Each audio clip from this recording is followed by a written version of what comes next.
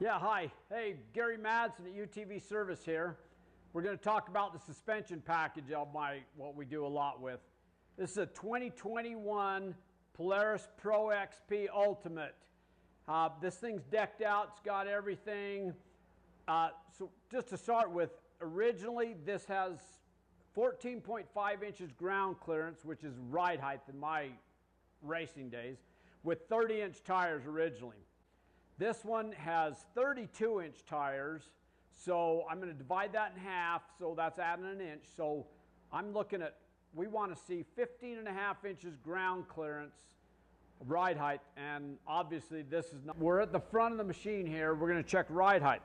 I checked ride height right at the rear lower control arm mount down to the ground.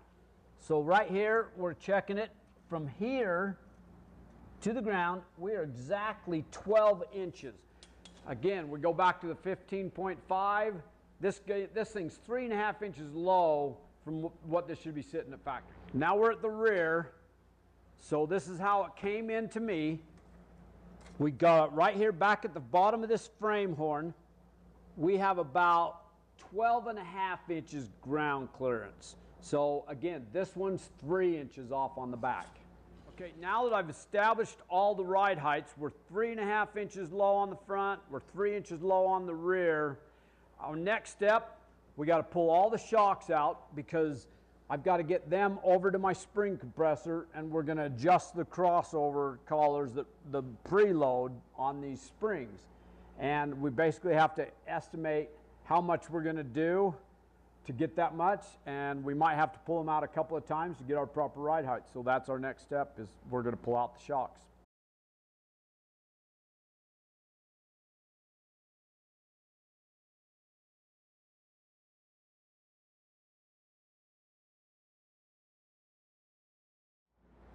Okay, we've got the front shocks off now, which was not an easy one on this. They've put an accessory windshield washer, and it really makes a problem getting them off. So here's where we're at. We're at 3 inches from the top spring mount to the top of the shock, right there where the housing sits in.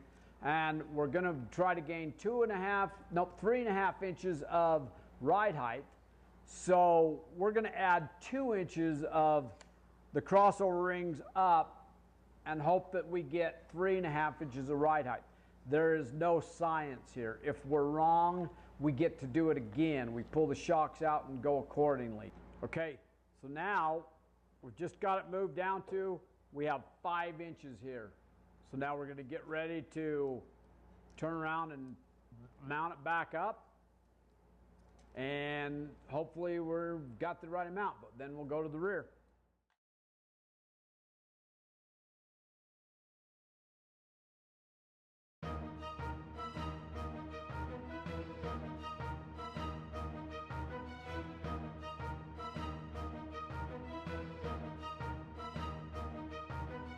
Okay, our goal was 15.5 front and rear.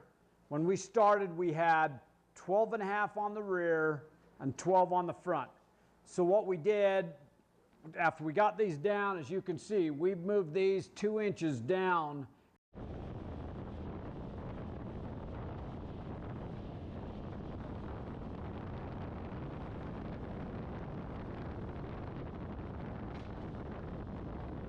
But once we did that, we're out of threads. So now we've got 15 inches of ride height on the rear, not our 15.5, but we're out of threads. So we went to the front and we're matching the front. So now we've got the front went down 2 inches, the back's down 2 inches. After you get these out, we went down 2 inches. We have now 15 inches of ride height on the front, 15 inches on the rear. Calls for 14.5. The tires with 2 inches more for an inch. We should have got 15.5, but we can't because the rears, we're out of spring. But we're really happy with the 15 inches we got front and rear. It's like getting a 3-inch lift kit on your machine right now. It feels wonderful driving it. Thanks for watching. Please subscribe, and we'll see you next time. Thanks a lot.